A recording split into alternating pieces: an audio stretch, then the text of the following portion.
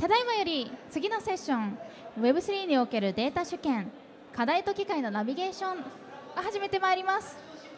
Web3 が注目されたきっかけでもある Web2 企業のデータ独占問題について Web3 業界ならではの新しいビジネスモデルが登場してきています。本セッションでは Web3 のデータインフラを運用されているプロジェクトの皆様にお集まりいただきました。それではご登壇者の皆様を紹介いたします。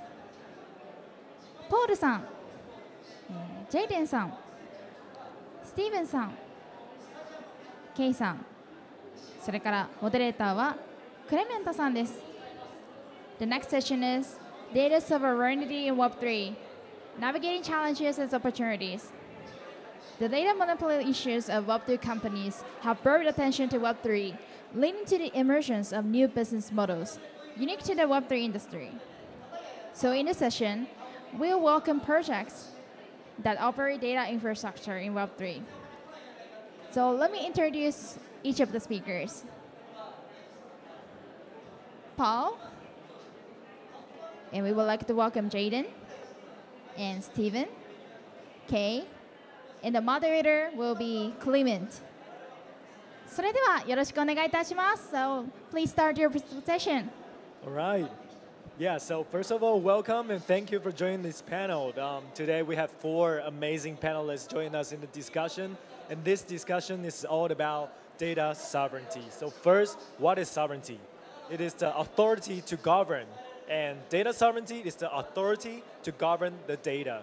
And the ownership of this data and what you do with this data, and as we all know, Web3 is all about decentralization, which is really suitable ground for a discussion of data sovereignty or data ownership. But before we go into the topic, let's start with the introduction of the panelists. Can you guys just give us a little bit of introduction, maybe some background of what you do, what's the projects? Paul, you want to start?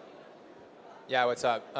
Thanks for moderating, Clement, by the way. And yeah, super excited to be back on stage with such amazing panelists. Leading business at Carve. Carve is very much a good project to have here because we're providing data sovereignty to millions of users on the internet, starting in gaming, right? We want to provide monetization opportunities for the utility of their data. We'll dive into that probably a little bit today, but I'm leading business, been in crypto for about 5 years, and yeah, Carve's a proud member of IVC's portfolio. Gonna pass it off to Jaden. Hi everyone. So I'm Jaden, Chief Architect, Foundation Lead essentially at Aether.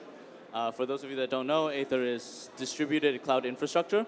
So we have the largest network in the world of enterprise-grade H100 high-end GPUs, and we use that to build different use cases with multi-billion-dollar companies working on cloud gaming, right?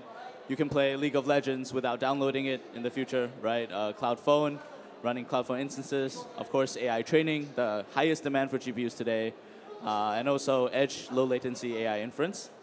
So yeah, that's essentially what Aether does. I mostly oversee more Web3 and more, token native activities, but yeah. Hi everyone, my name is Steve Richardson. I work for Fireblocks. Fireblocks is a digital asset infrastructure company, really focused on providing high security wallet infrastructure as well as products on top of that wallet infrastructure for lots of enterprises. I head our APAC region based out of Singapore and also look over our markets business globally as we kind of look to support new players or existing players in Web 2 and new players in Web 3 as they utilize the blockchain. So very nice to be with everyone today. Hi everyone, I'm Kay. I'm founder of MVL, and we are running a mobility blockchain, and we are delivering the 0% ride-hailing commission in Singapore. Now, hey, KC. Hey, oh, well, anyway, so we're running a ride-hailing service, 0% commission in Singapore and Cambodia, Vietnam, and Thailand, and we are expanding our business to Hong Kong and East Asia later as well. So thank you. Right.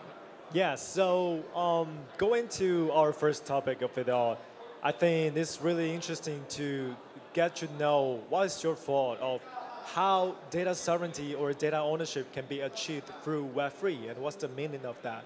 Do you want to start? Yeah, I can start.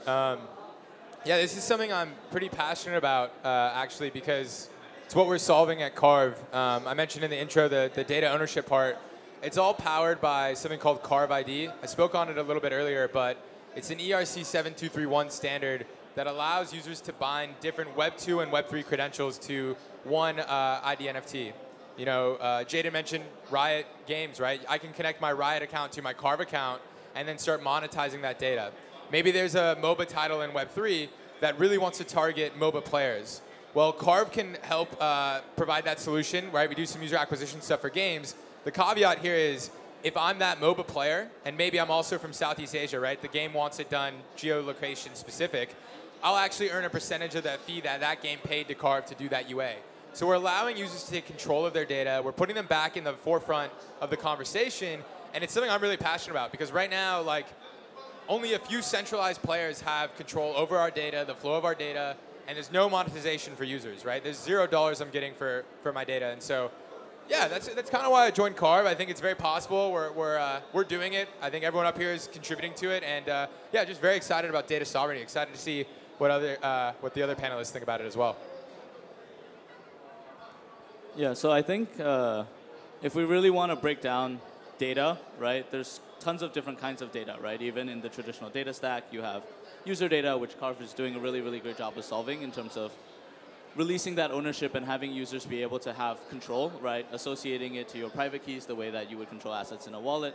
But you have other forms of data, right? You have transaction data. On blockchain, we have byte data, right? A lot of this data is in some way already liberated, right? It's ownerless, right? It's public, it's open source. And that in itself is already a big step forward, but that also creates a lot of challenges for enterprises and users, right? Take user data, for example. I'm sure this is a problem you guys face all the time. It's like, okay, now all my data either is public or I have to manage the privacy of all of my different data sets, right? With user data, with public company data, there comes reputation, right? Maybe I don't want all my data to be public, right, as a user or as a, yeah, and so that's where a lot of different privacy-based tech, like the MPC solutions that Fireblocks uses, get really, really interesting. But I think in terms of coordinating and making it really, really good UX and making a really positive experience for users, for enterprises, for all the players in the space, there's still a lot of work that needs to be done. Yeah, maybe I'll get to the UX point. I do think there's quite a bit of a journey on the UX side to enable folks to actually get into the space, right? So I think about it first is you have to change the way, the apparatus of how people approach data, right? The reason people use Google and all these different things, it's a very easy UX, UI concept to understand, right? You don't think about how you allow that data. You click on a button that says, I allow X cookie, right? You do that, basically your data is like free and open for folks to be able to use and how it's there. If you think intuitively around what on-chain ID and like data sovereignty looks like in Web3, it's relatively complicated. Like the onboarding into wallets, the onboarding into accessibility across different blockchains and different spectrums is like quite difficult, right? So I think that is kind of like the first instance that needs to get solved, right? Is like, what does it look like to have data embedded in either walled infrastructure in tokenized form? And how does that get done in such a way that's an intuitive UX UI for most people to be able to use? And then the second piece behind that, to your point, is actually like the transaction data and how it occurs, right? And you're seeing a lot of blockchains look to solve that with, you know, kind of subnets or private transaction basis, right? But in the traditional space, right, you had like kind of what financial services was doing across like R3 and DAML and all of that. We think that's not like the best approach, right? Like this idea of like entirely private networks, because it's not scalable and kind of interoperable in a way, right? And so really, how does that develop further is like going to be the second question, and like what does interoperability of that data look like, such that you can have a wallet, you can have a token, but that token can be shared across multiple blockchains, and then the transactions you do can be privatized in a way, is where I think a lot of that, the next step starts to evolve, but it's still, again, relatively early.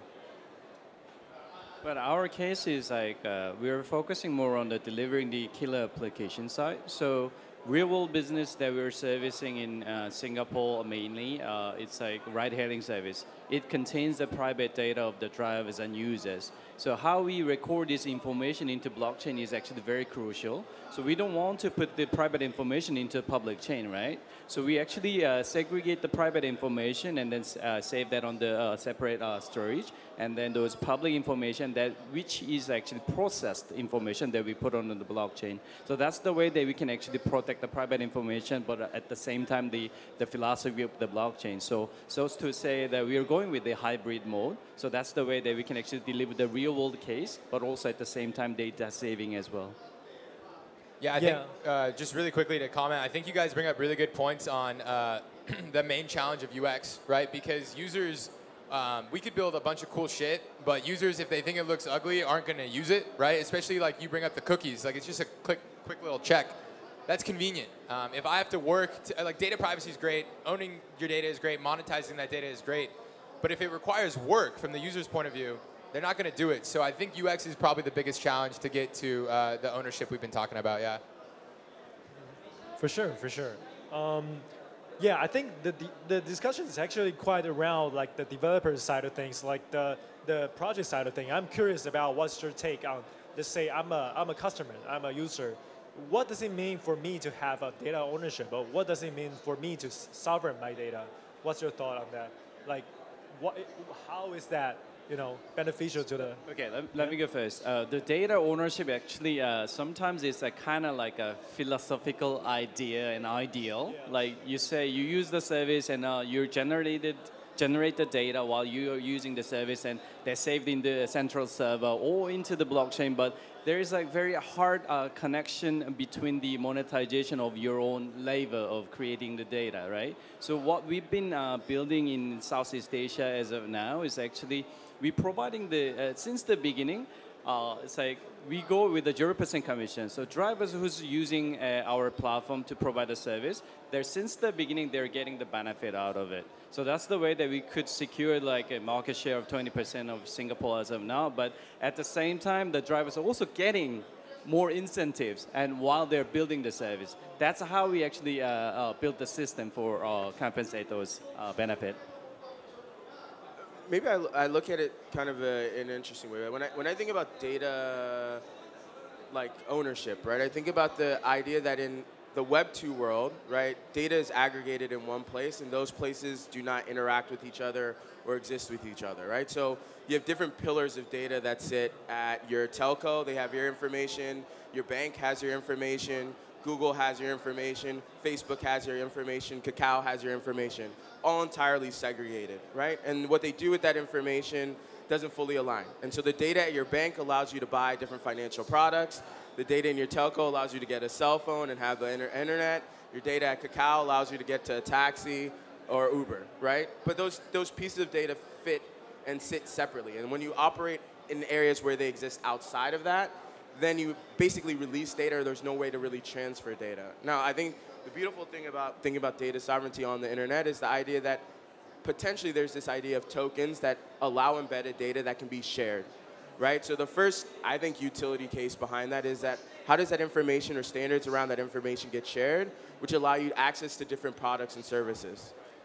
That step one for me is like where you see some level of utility, which is I can onboard, think about it today. If I have a bank account at HSBC in Singapore, and then I move to London, and I want to open a bank account at HSBC in London, I fill out the exact same forms in London, even though I've been onboarded by the same bank. Now, what happens when I can have a digital identity token that's validated? I can pass that information across, which makes my life a lot easier.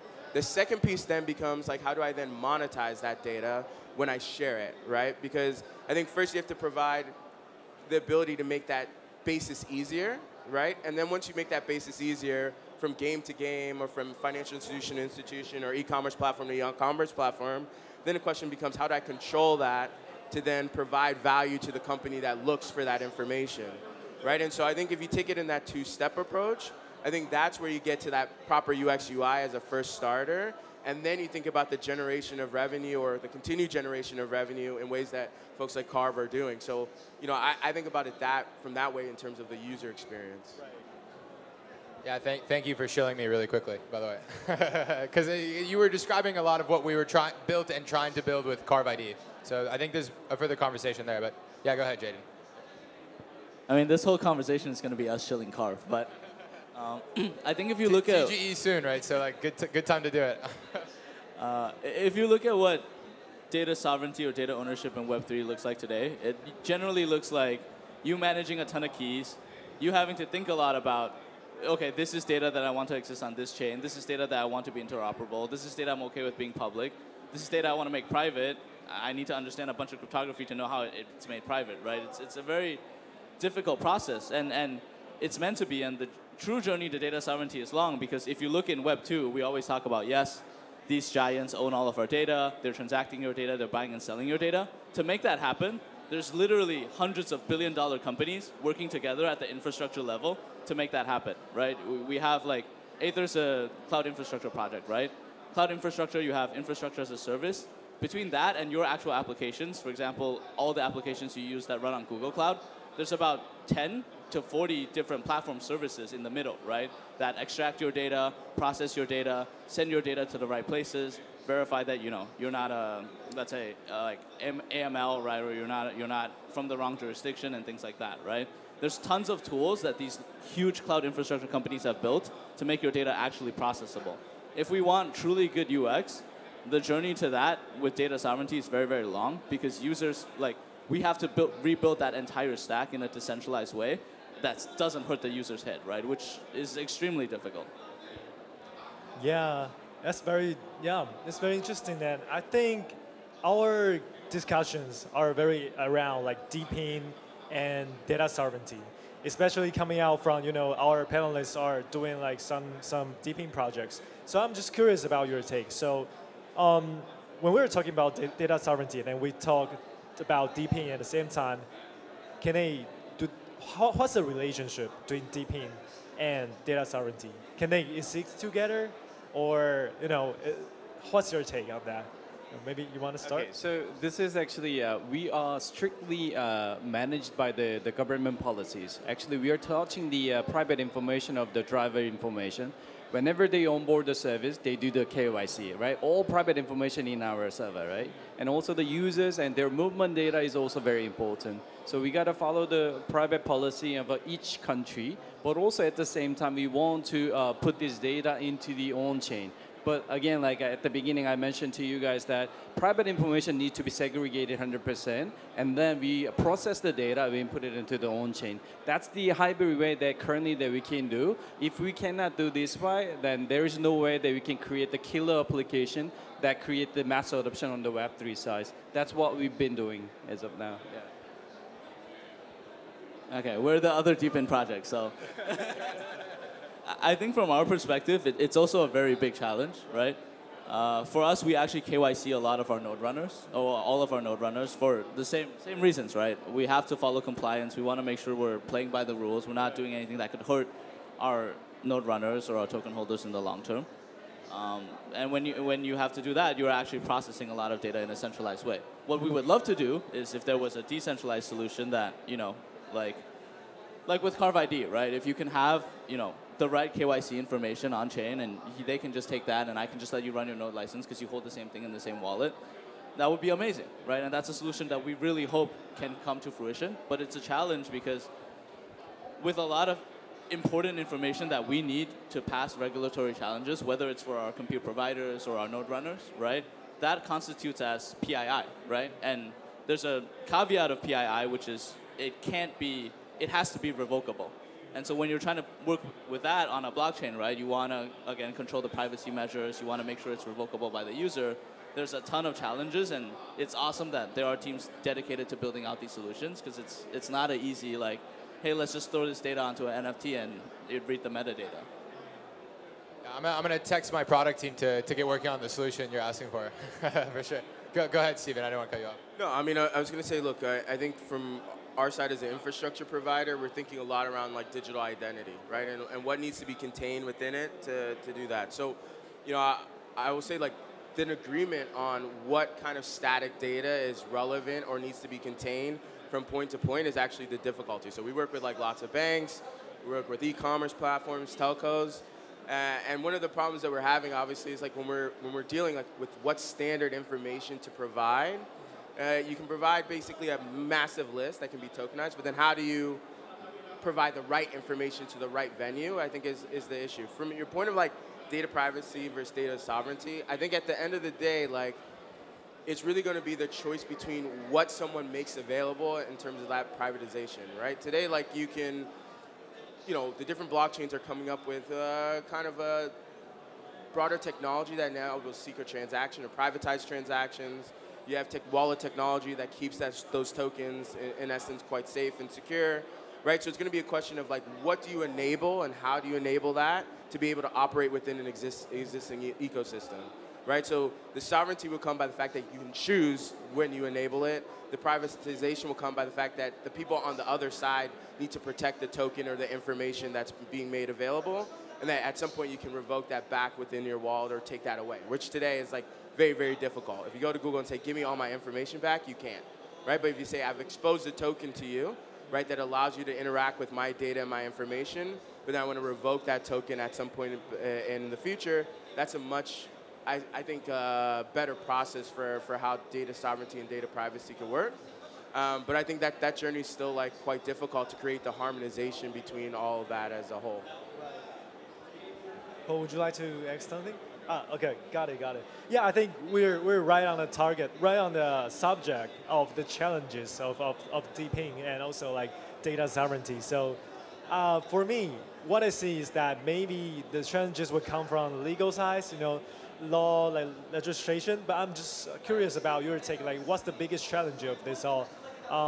Does the legal side really pose a lot of like challenges for you guys? What's your take on that? What was the question again? I can't remember. So basically, like challenges for DePIN. Data sovereignty. So for you guys, what's the biggest challenge of, you know, implementing this kind of like? Yeah, I think it goes back to the UX and product side. But Steven, you bring up a good point. Like, users want to be able to choose, or I guess they may consider one of their identities or some of their data more sensitive than others, right? So with the Carve ID right now, one of the limitations is you're consenting to share everything that you attach to your Carve ID. But maybe I want things on my Carve ID I don't want people to see. So that's something we're fleshing out. Like, okay, I'm comfortable sharing my gaming data, but maybe not my socials or whatever I bind to that. So like that's something we need to develop on and work there. So I think it goes back to UX. Like it's just clunky right now in the first iteration. Yeah. You know, I mean, I was going to say, like, your point around the legal data, right? The carve-out is difficult. The legal agreement and frameworks from point to point is quite difficult. And I think that actually a lot of new and emerging tech, you don't want to be the custodian of that data, right? So if you think about where we were maybe a year or two ago, a lot of the wallet infrastructure was like fully custodial, right? Because it made a better UX, UI experience for someone if I managed the wallets that were associated with like the data that you were putting on chain, right? Now we're doing a lot more like non-custodial infrastructure where like you as the user on the end piece, you control and sign transactions associated with the data that you're sharing. And I think that's a big evolution in the space, right? Lots of different providers are starting to provide that non-custodial wallet infrastructure, which then lends itself to not making, you know, a provider that doesn't want to be the like sole owner of data today, the owner of that data today, right? Like that infrastructure is complex, the management of that infrastructure is complex, so you can actually like shift it slightly to the user in a non-custodial way, which then allows them to then decide where they want to off-ramp that data to. So I think that's a big movement that we're seeing that takes out some of the complexity. In terms of our challenges, actually, we're covering the 4 different countries as of now. Each country have different policy on the private data and the public data as well. So then we had to follow all those different rules and then segregate those information, let's say private information and the public information that can be on public. So those kind of processes is actually very challenging country by country. So whenever we're talking about that, we are expanding our business to, let's say, Hong Kong and even New York and Europe, it's going to be even more harder, right? So those kind of challenges, actually, country by country is very hard. Well, in terms of like removing those kind of challenges, actually, like, I don't know, the collective work that we can have a one standard for how to engage with these data policy on the blockchain side. That would be another thing that we are expecting, but, you know, blockchain is like decentralized one, so having a standard is also another way of contradicting of our own philosophy, right? So that's more challenging as of days. I actually think the biggest problem is demand. How many people in the crowd actually care about data sovereignty? Raise your hand if you do, if you want ownership of your data. I feel like if you're here, you got to care a little bit, right? Okay, for those of you that raise your hand, how many have you guys used Arbitrum before? Your transaction data on Arbitrum isn't sovereign today because of the way the sequences are set up. But you don't really care, right? Arbitrum's UX is really good. I use Arbitrum, right? And so the biggest challenge, and this is not Arbitrum FUD. I love Arbitrum, by the way. But, I mean, technically not fully sovereign. But anyway, the biggest demand, or what drove the boom for the data stack in Web 2, right? What made Databricks a $10 billion company, right? What made all the past platforms so rich in between 2010 and 2020 was there was a huge demand for user data from businesses, right? From enterprises. Crypto by nature is a very 2C or consumer-facing product. It's much harder to get consumers to care about data ownership, data transferability, data monetization than it is for businesses. And so there's a huge gap here that I'm very excited that somebody will solve and figure out on how to actually close that loop, right, of monetizing and economizing data. That's going to make data sovereignty much bigger than it is today. And this is a thing we've talked about in crypto. I've been in crypto 5 years. We've talked about it for the longest time. There's tons of really smart people trying to solve it. I think there's an academic problem, but there's also a marketing problem, right? I'm tweeting out that Aether is flooding Arbitrum here at IBS. Please don't. We're built on Arbitrum. I love Arbitrum. Yeah, I mean, yeah, so just to close out the panel, I mean, when we talk about data sovereignty and data, and nowadays AI is super in trend. When you talk about AI, you cannot miss data because without data, AI cannot work. So I think my point is, what do you see is the future trends or what's happening inside the DePIN or data sovereignty scope that you see? Like, what's the future? What's the trend? What do you see in the future that's coming up? Yeah, you bring up AI, and data is essential, right? It's basically digital oil, right? You need to use, or they're using data to train these models, and so I like to kind of frame it like this, right? So OpenAI is like a $3 billion company, right? They're using Carve's user data to train their different models, whatever. This is an example, by the way. They're not actually doing this. That'd be pretty bullish.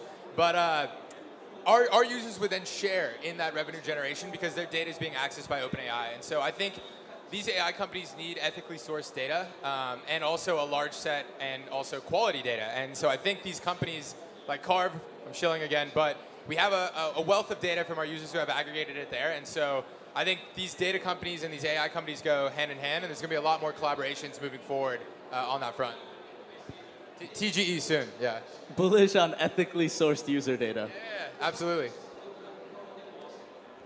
I guess for me, I think what's interesting right now is like the role that large Web 2 firms are actually going to play in like data sovereignty in Web 3, right? So if you look at folks like Flipkart, if you look at Shopify, if you look at some of the consumer brands, they're all building like walled infrastructure that I think will allow them to like manage and control data, right? I mean, they want to like break free from Google, right? At the end of the day.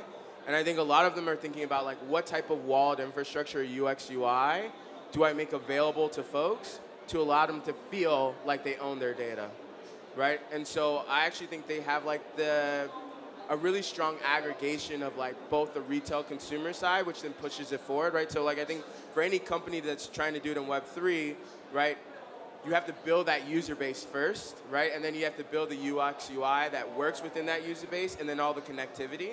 Sometimes I think it's quite interesting that they view their system embedded connectivity that they have. They're just changing like the front end, right? Or the back end and the front end in some ways.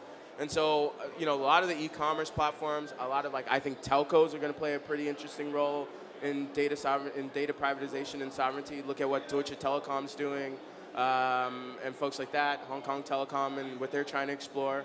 And so I think some of the legacy Web 2 players are actually accelerating into Web 3 much faster than people give them credit for. And I think they have the way to offer these embedded wallet applications and then they don't care what blockchain it's operating on as well. So I think that will be, in my view, in the next 1 to 2 years, the first stepping stone towards that kind of user authentication directly within embedded wallets.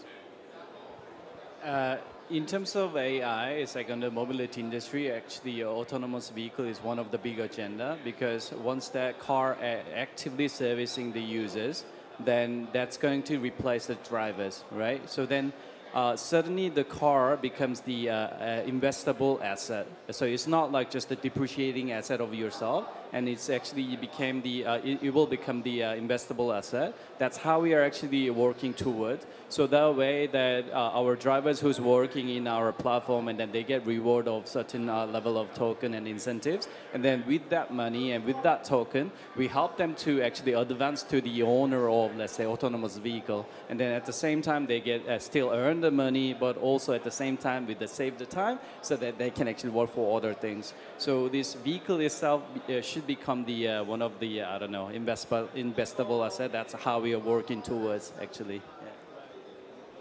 Well, yeah, I think that's about it for this panel. Now, thank you again for joining this panel. Please give applause for our very amazing panelists for this panel. Thank you for joining. Thank you. I just want to reiterate that Aether loves Arbitrum and I love Arbitrum, just in case anyone wants to make any tweets or quotes. Thank you everyone. ありがとうございました。それでは皆さん、登壇者の皆様に大きな拍手をお送りください。Please give a big applause to the speakers. この後はですね、14時より DAO と法律実践活用の未来のトークセッションを開始いたします。次のセッションは日本語で実施いたします。開始の時間まで今しばらくお待ちください。The next session will start at 2 p.m. The session is themed The Future of DAOs in Legal and Practical Applications. And the next session will be held in Japanese. So look forward to the session. Thank you.